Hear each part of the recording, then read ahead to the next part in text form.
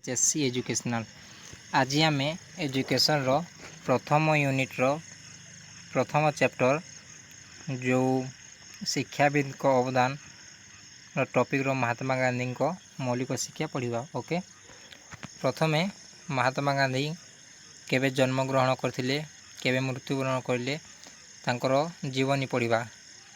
Okay,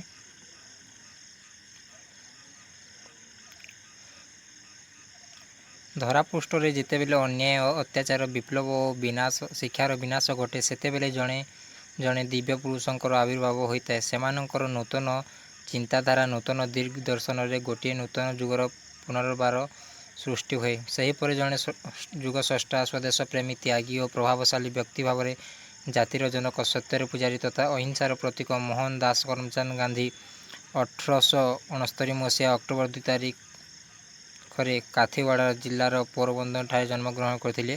तांकर पितांको नाम थिला करमचंद गांधी। ओके, तांकु काबा गांधी बोली कहा जाता एवं तांको मातांको नाम थिला पुतुलीबाई। तांकर पिता काठीवाड़ा जिलार मंत्री पद ग्रहण करथिले। गांधीजी 13 वर्ष बयस कस्तूरबा को विवाह करथिले। गांधीजी 1887 मसीह माध्यमिक शिक्षा शेष करी सेप्टेम्बर 4 1887 मसीह बिलात यात्रा कले एवं सेठारे 1891 मसीहा जून मासरे आईन प्रक्रियारे उन्नीत हो भारत को प्रत्यागमन करथिले। ओके, से बिलात फेरिबा परे राजकोट थारे आईन व्यवसाय आरंभ करथिले। 1893 मसीह से आईन परामर्शदाता भाव दक्षिण आफ्रिका यात्रा करथिले। सेठाकार वर्णवैषम्य नीति तांको हृदय राजनैतिक चेतना जागृत कराइथिला और सेहिठारु से सत्य और अहिंसार प्रेरणा लाभ करथिले। दक्षिण आफ्रिका फेरी भारत रो स्वाधीनता निमंते अंटा भिड़ी थिले। जालियानवाला हत्याकांड पर गांधीजी असहयोग आंदोलन आरंभ करथिले। तत्परे 1915 और 1935 रे यथाक्रमे साबरमती आश्रम और सेवाग्राम आश्रम भित्ति प्रस्तर स्थापन करथिले। 1915 1935 साबरमती आश्रम और सेवाग्राम आश्रम यहाँ सर्ट क्वेश्चन आसे। ओके, अंडरलाइन करनब। प्रकृत पक्षर कहवाक गले 1915 रु 1947 मसीहा पर्यंत थिला गांधीजींकर जीवनर संघर्ष त्याग और काराबरणर समय। तांकर असीम त्याग और नेतृत्व बल भारत स्वाधीनता लाभ करी त्रिरंगा पताका उड़ाई बार सौभाग्य लाभ करथिला। ओके, महात्मा गांधी को जातिर पिता बोली कहा जाए। 1948 मसीहा जनवरी 30 तारिख में गांधीजी संध्या प्रार्थना सभार जोग देवाकू जाउथिबा समय बिरला भवन ठारे विनायक नाथुराम गोडसे नामक जड़े देशद्रोही आतायारी गुली चोटरे हे राम उच्चारण कर गांधीजी प्राण त्याग कले। गोटे महान आत्मार परिसमाप्ति घटिला सत्य मात्र तांकर नाम इतिहास पृष्ठारे स्वाक्षर लिपिबद्ध हो रही। यहीटा थिला महात्मा गांधी जीवन दर्शन। ओके, एबे पढ़िबा महात्मा गांधी जीवन दर्शन। प्रथम पॉइंट, ईश्वर को उपरे प्रगाढ़ विश्वास। गांधीजी सब बेले ईश्वर को प्रगाढ़ विश्वास करुथिले। से कहूथिले ईश्वर होउचंती अदृश्य और समस्त मानवर शासनाधिकारी। से होउचंती सत्य प्रेम अंधार आलोक। तांकर इंगित यही पृथ्वी समस्त प्राणी आतजात। से स्रष्टा विश्वनाशकारी प्रलयकारी सत्य एवं सुंदर। से ईश्वर को प्रगाढ़ विश्वास करुथिले। से कहूथिले ईश्वर द्वारा ही यही संसार सृष्टि एवं से चाहिए ए संसार को ध्वंस करें। ओके, सेकेंड पॉइंट, सत्य। गांधीजी को मतरे ईश्वर ही सत्य और सत्य ही ईश्वर। सत्य होची अंतर्निहित परिभाषा जहाँ को कहा जाए प्रकृत चेतना। समस्ते सत्य को अनुभव करने उचित बोली से मत व्यक्त करथिले। से चाहूले प्रत्येक मनुष्य सत्यवादी हुंतु और चरम सत्य को अनुभव करंतु। से कहते सत्य मार्ग रे गले सत्यर अनुसंधान केवल गोटे मार्ग संभव जहाँ को मनुष्य जिते बेले दारिद्र्य अर्थशून्य अहिंसा बलिष्ठ मध्य जीवन और बिताइबा और मन विकेले सदुपयोग कर। ओके, अहिंसा। अहिंसा बल रे गांधीजी आज आम देश भारत को स्वाधीन लाभ कर तेणु से कहते समस्त मनुष्य को घृणा राग क्रोध मद इच्छा तेज करी अहिंसा जीवन यापन करने। चतुर्थ पॉइंट, सत्याग्रह।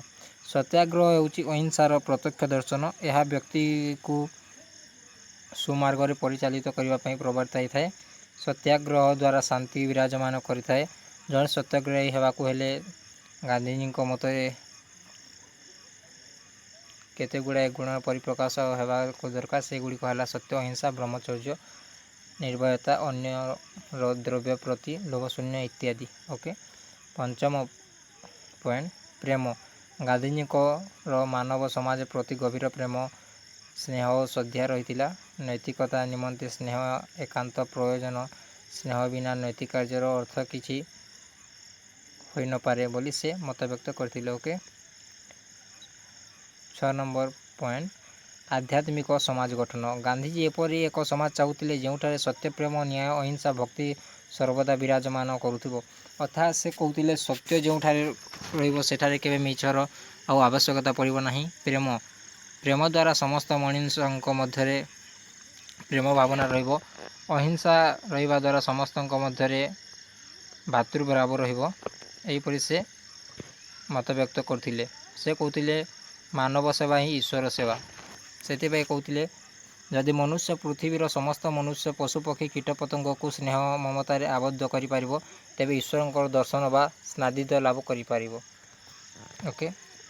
ଏବେ ପଢ଼ିବା ଗାନ୍ଧିଜୀଙ୍କ ଶିକ୍ଷା ଦର୍ଶନ। Education philosophy of Gandhi. ଗାନ୍ଧିଜୀଙ୍କର ଶିକ୍ଷା ଦର୍ଶନ ତାଙ୍କ ଜୀବନ ଦର୍ଶନର ଏକ କ୍ରିୟାତ୍ମକ ଦିଗ କହିଲେ ଅତ୍ୟୁକ୍ତି ହେବ ନାହିଁ। ତାଙ୍କ ମତରେ ଶିକ୍ଷାର ଅର୍ଥ, ମୋ ମତରେ ଶିଶୁ ଓ ମାନବର ଶାରୀରିକ, ମାନସିକ ଓ ଆଧ୍ୟାତ୍ମିକ ଗୁଣାବଳୀର ସର୍ବାଙ୍ଗୀନ ବିକାଶକୁ ଶିକ୍ଷା କୁହାଯାଏ। By education I mean an all round drawing out of the best in child and man body, mind and spirit. ତାଙ୍କ ମତରେ ଶିକ୍ଷାର ଅର୍ଥ ହେଉଛି ଶିଶୁର ଶାରୀରିକ, ମାନସିକ ସହିତ ଆଧ୍ୟାତ୍ମିକ ଗୁଣାବଳୀର ସର୍ବାଙ୍ଗୀନ ବିକାଶକୁ ସେ ଶିକ୍ଷା ବୋଲି ବୁଝୁଥିଲେ। ତାଙ୍କର ଯେଉଁ ଅବଦାନ ଅଛି ଶିକ୍ଷାବିତ୍ ଭାବରେ, ଯେଉଁ ମୌଳିକ ଶିକ୍ଷା, ସେ ମୌଳିକ ଶିକ୍ଷାର ପାଠ୍ୟକ୍ରମ ପଢ଼ିବା। ମୌଳିକ ଶିକ୍ଷାରେ ଅନେକ ଗୁଡ଼ିଏ ପାଠ୍ୟକ୍ରମ ଭିତ୍ତି ସ୍ଥାପନ ହୋଇଥିଲା। ସେଥିମଧ୍ୟରୁ ପ୍ରଥମ ପଏଣ୍ଟ, ମୌଳିକ ଧନ୍ଦା। ମାନବର ଦୈନନ୍ଦିନ ଜୀବନରେ ସମାଜ ମଧ୍ୟରେ ମୌଳିକ ଧନ୍ଦା କହିଲେ ସାଧାରଣତଃ କୃଷି, ସୂତା କାଟିବା, ତନ୍ତ୍ର ବୁଣିବା, କାଠ କାମ, ବୋର୍ଡ଼ କାମ, ଲୁହା କାମ, ଉଦ୍ୟାନ କାମ ଓ ଚମଡ଼ା କାମ ଇତ୍ୟାଦିକୁ ବୁଝାଇଥାଏ। ଗାନ୍ଧୀ କହିଥିଲେ ଶିକ୍ଷା ଧନ୍ଦାକେନ୍ଦ୍ରିକ ହେବା ଉଚିତ। ଗାନ୍ଧିଜୀଙ୍କ ମତରେ ଶିକ୍ଷା କ୍ଷେତ୍ରରେ ମୌଳିକ ଧନ୍ଦାକୁ ମୁଖ୍ୟ ସ୍ଥାନ ଦିଆଯିବା ବିଧେୟ। ଦ୍ୱିତୀୟ ପଏଣ୍ଟ, ମାତୃଭାଷା। ମାତୃଭାଷା ଗୋଟିଏ ଏହିପରିକା ବିଷୟ ଯାହାଦ୍ୱାରା ଜଣେ ଶିଶୁ ଜନ୍ମରୁ ସେହି ଭାଷାକୁ କହିଥାଏ, ସେହି ଭାଷାକୁ ଭଲ ପାଇଥାଏ ଏବଂ ସେହି ଭାଷାକୁ ସବୁ ସମୟରେ ସେ ବ୍ୟବହାର କରିଥାଏ। ଏଣୁ ଗୋଟିଏ ଶିଶୁକୁ ମାତୃଭାଷାରେ ଶିକ୍ଷା ଦେଲେ ସେ ସହଜରେ ଗ୍ରହଣ କରିପାରିବ ବୋଲି ଗାନ୍ଧିଜୀ ମତବ୍ୟକ୍ତ କରିଥିଲେ। ତୃତୀୟ ପଏଣ୍ଟ, ଗଣିତ। ଜୀବନର ପ୍ରତ୍ୟେକ ପର୍ଯ୍ୟାୟରେ ଗଣିତର ଭୂମିକା ଅତ୍ୟନ୍ତ ଗୁରୁତ୍ୱପୂର୍ଣ୍ଣ। ମୌଳିକ ଧନ୍ଦା ସହିତ ମଧ୍ୟ ଗଣିତର ସମ୍ପର୍କ ରହିଛି। ଦୈନନ୍ଦିନ ଜୀବନରେ ଗଣିତର ଉପକାରିତା ଅତ୍ୟନ୍ତ ମହତ୍ତ୍ୱପୂର୍ଣ୍ଣ। ତେଣୁ ପାଠ୍ୟକ୍ରମରେ ଗଣିତ ସ୍ଥାନ ପାଇବା ଉଚିତ। ଚତୁର୍ଥ ପଏଣ୍ଟ, ସାମାଜିକ ଶିକ୍ଷା। ଗାନ୍ଧିଜୀ ଇଚ୍ଛା କରିଥିଲେ ଯେ ଶିକ୍ଷାର୍ଥୀମାନେ ସାମାଜିକ ଶିକ୍ଷା ପାଇବା ଦରକାର। ଯେହେତୁ ସାମାଜିକ ଶିକ୍ଷା ଦ୍ୱାରା ସେମାନେ ଇତିହାସ, ଭୂଗୋଳ, ନଗର ବିଜ୍ଞାନ ଏବଂ ଦୈନନ୍ଦିନ ଘଟୁଥିବା ବିବରଣୀ ବିଷୟରେ ସେମାନେ ଅବଗତ ହୋଇପାରିବେ।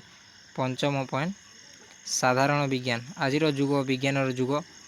ଏଣୁକରି ସମସ୍ତ ଶିକ୍ଷାର୍ଥୀ ଶରୀର ବିଜ୍ଞାନ, ରାସାୟନିକ ବିଜ୍ଞାନ, ପଦାର୍ଥ ବିଜ୍ଞାନ, ଉଦ୍ଭିଦ ବିଜ୍ଞାନ, ଧର୍ମ ବିଜ୍ଞାନ ପ୍ରଭୃତିକୁ ଜାଣିବା ଆବଶ୍ୟକ ବୋଲି ସେ ମତବ୍ୟକ୍ତ କରୁଥିଲେ।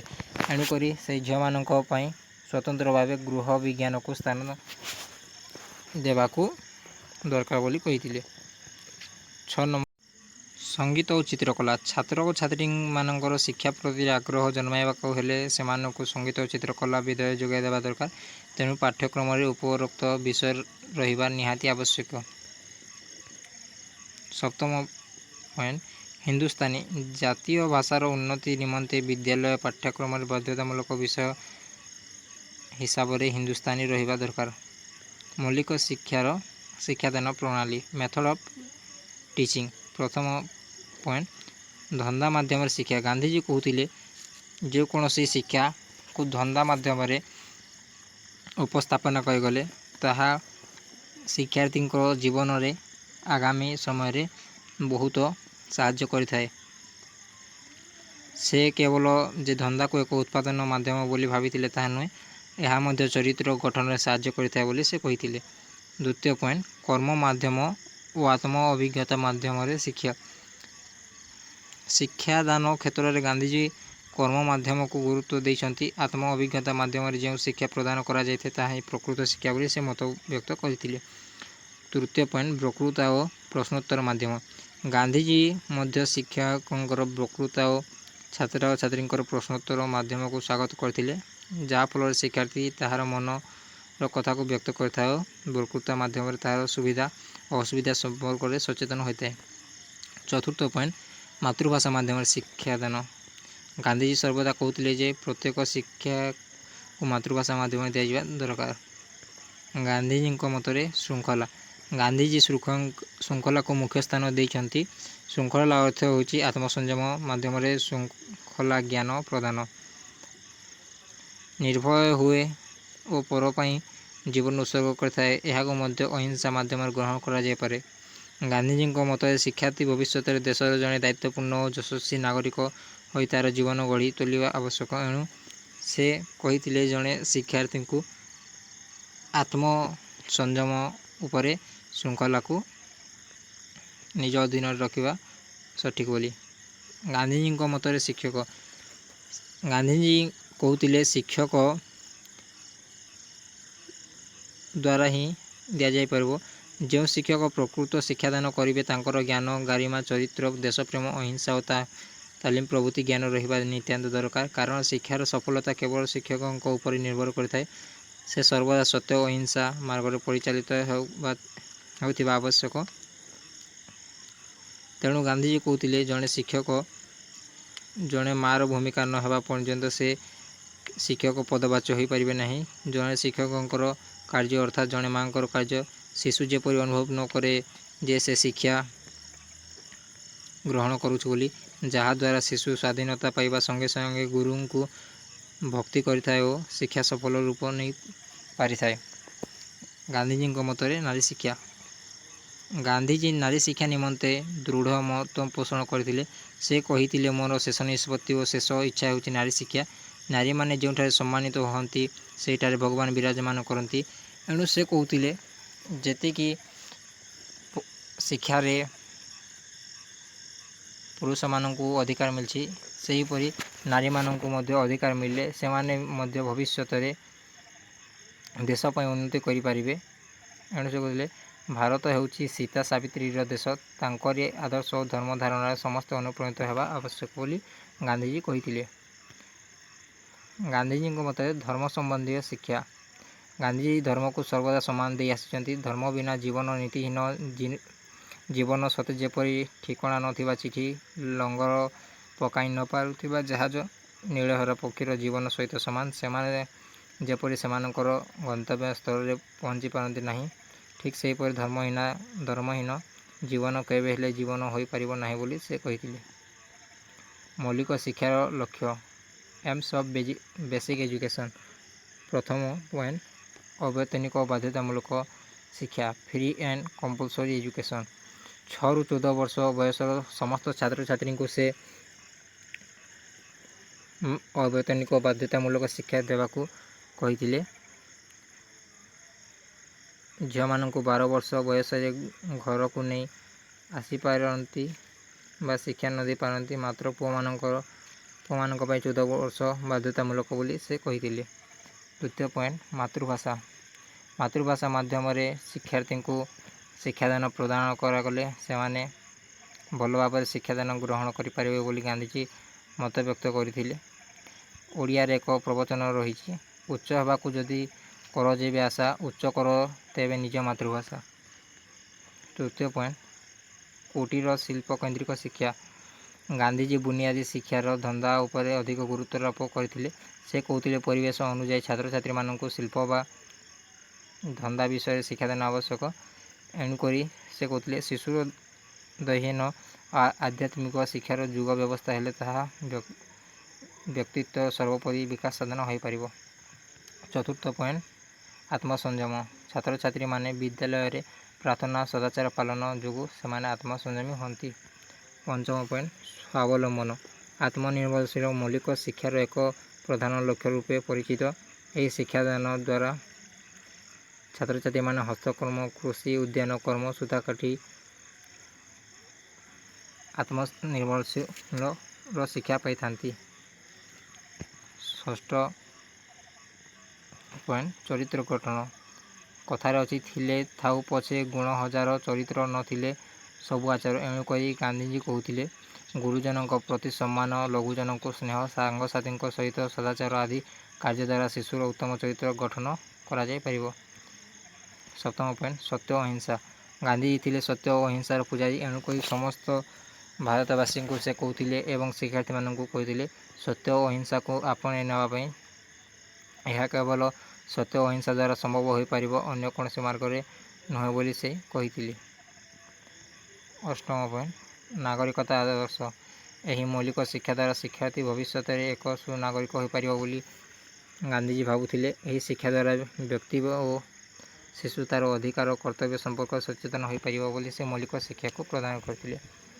ନବମ ପଏଣ୍ଟ, ତିନିବାଦର ସମନ୍ୱୟ।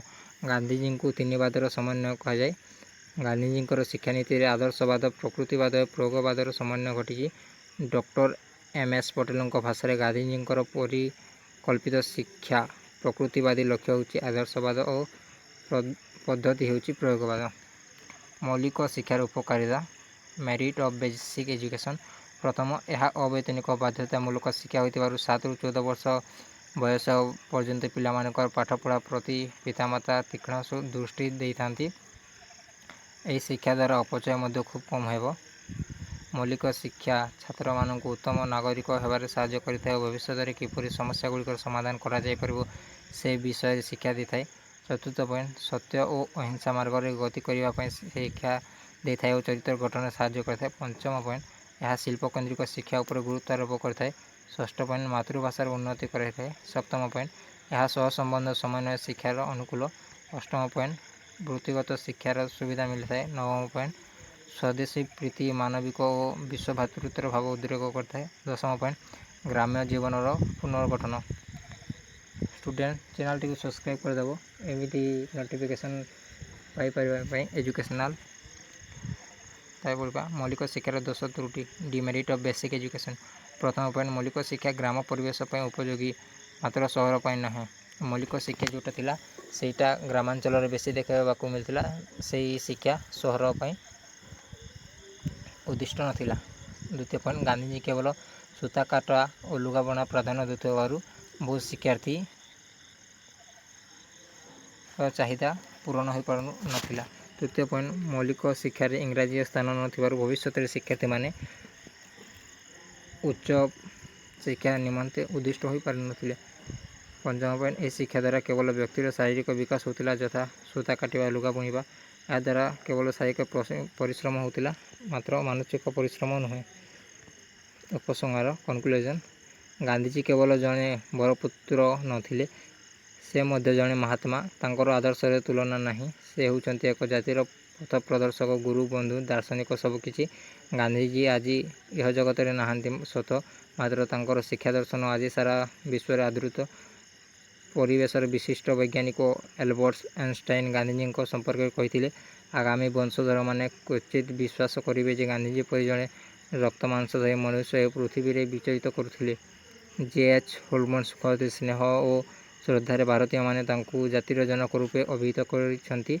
ବାସ୍ତବରେ ଆଜି ବି ମନେ ପଡ଼ନ୍ତି ସେହି ଅମର ଆତ୍ମା, ଯିଏ ପାଲଟି ଯାଇଛନ୍ତି ମହାନରୁ ମହାତ୍ମା।